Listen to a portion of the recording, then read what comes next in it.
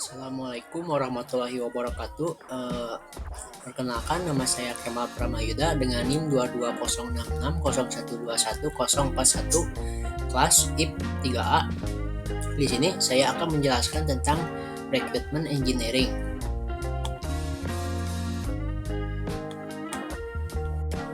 Nah, Recruitment Engineering adalah PES terhadap dari proses rekayasa perangkat lunak software engineering, di mana software recruitment spesifikasi kebutuhan dari user, pengguna, dan customer pelanggan dikumpulkan, dipahami, dan ditetapkan.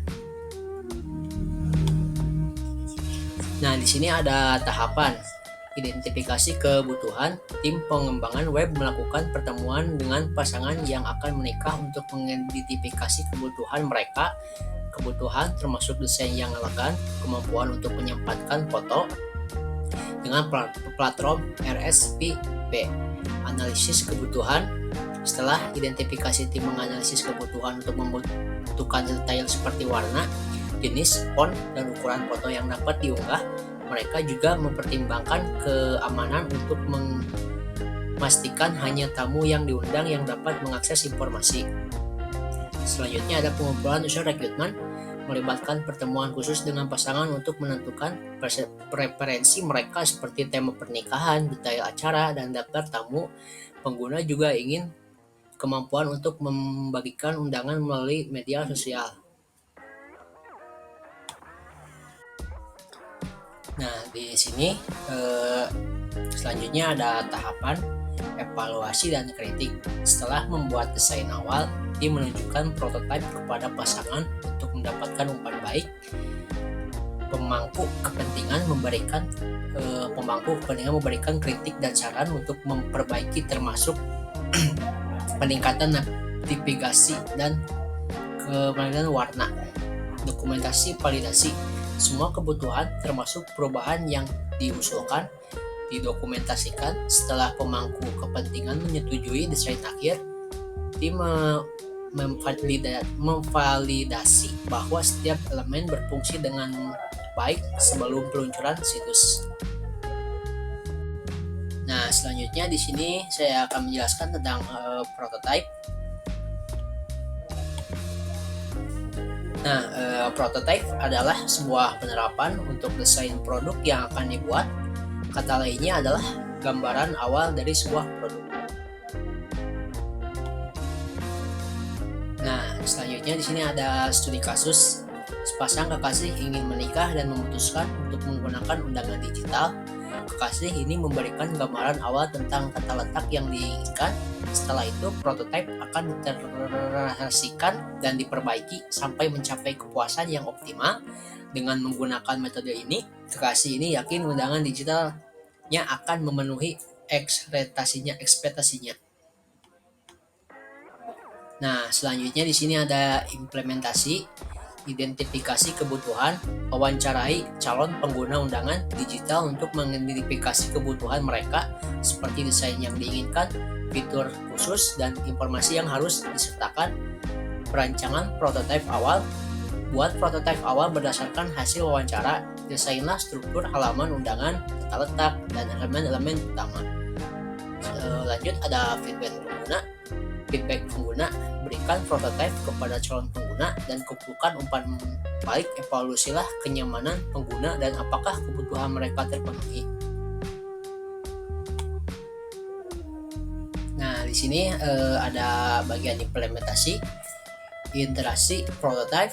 Lakukan interaksi berdasarkan umpan balik, tambahkan atau ubah fitur yang diperlukan untuk meningkatkan pengalaman pengguna. Implementasi fungsionalitas. Setelah prototipe disetujui, implementasikan fungsionalitas lengkap undangan digital termasuk sistem pengirim dan konfirmasi RSV. Nah, selanjutnya aja uji fungsionalitas. Lakukan uji coba menyeluruh untuk memastikan bahwa semua fitur berfungsi dengan baik dan sesuai harapan. Penyesuaian akhir. Lakukan penyesuaian terakhir berdasarkan uji coba dan umpan balik akhir dari pengguna. Nah, selanjutnya di sini ada agile. Nah, agil di sini metode agil merupakan sebuah pendekatan atau metode pengembangan software yang berfokus pada fleksibilitas, adaptasi kualitas, dan kolaborasi tim. Nah, selanjutnya di sini ada studi kasus. Sebuah tim pengembangan ingin menciptakan aplikasi pencari kerja yang responsif dan mudah digunakan.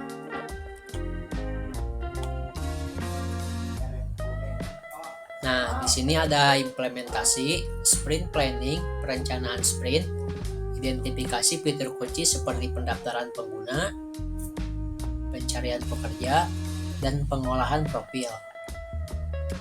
Daily stand up, pertemuan harian untuk melaporkan kemajuan, hambatan, dan menyingkronkan tugas. Interpretasi development, pengembangan berulang. Pengembangan dilakukan dalam teras singkat sprint dengan pembaruan berkala berdasarkan umpan balik pengguna. Nah, di sini masih tentang implementasi, sprint review dan responsif, tinjau sprint dan retrospektif, evaluasi hasil sprint, belajar dan pengalaman, dan identifikasi perbaikan. Implementasikan fitur tambahan. Berdasarkan kebutuhan pengguna, tambahkan fitur seperti notifikasi pekerjaan baru, integrasi media sosial, dan lain-lain. Uji pengguna user testing.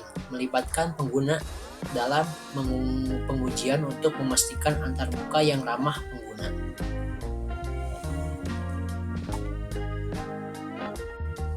Nah, selanjutnya ada tentang waterfall. Mari kita langsung lanjut aja ke slide berikutnya. Metode waterfall merupakan pendekatan SDLC, Software Development Life Cycle, yang menjalani tahapan secara beruntun, dimulai dari perancangan hingga pemeliharaan. Setiap phase bergantung pada hasil phase sebelumnya membentuk tanggapan aliran kerja. Nah, selanjutnya di sini ada studi kasus. Sebuah perusahaan ingin mengembangkan website penjualan untuk meningkatkan kehadiran online dan meningkatkan penjualan produk mereka. Nah, terus sekarang ada implementasi, perencanaan, planning, identifikasi kebutuhan bisnis dan tujuan, serta menetapkan ruang lingkup dan batas waktu proyek, identifikasi fitur kunci seperti pendaftaran pengguna, pencarian pekerja, pengolahan profil, analisis, kumpulkan persyaratan fungsional dan non-fungsional untuk website seperti tampilan produk keranjang, belanja, dan proses checkout. Terus ada desain, rancangan struktur website, antarmuka pengguna, dan basis data berdasarkan persyaratan yang telah dikumpulkan. Nah, terus di sini masih tentang implementasi. Implementasi mulai membangun website berdasarkan desain yang telah disetujui dengan langkah-langkah progresif untuk modul. Pemeliharaan, maintenance, lakukan pemeliharaan rutin dan perbaiki semua kebutuhan. Pengujian, testing, lakukan pengujian fungsional dan integrasi untuk memastikan setiap bagian website berfungsi dengan baik. Development, terapkan website secara keseluruhan setelah lulus uji dan pastikan siap untuk digunakan pengguna akhir. Nah, sekian penjelasan presentasi dari saya. Mohon maaf apabila ada kesalahan tentang penyampaian materi. Mohon dimaklum. Sekian dan terima kasih. Wassalamualaikum warahmatullahi wabarakatuh.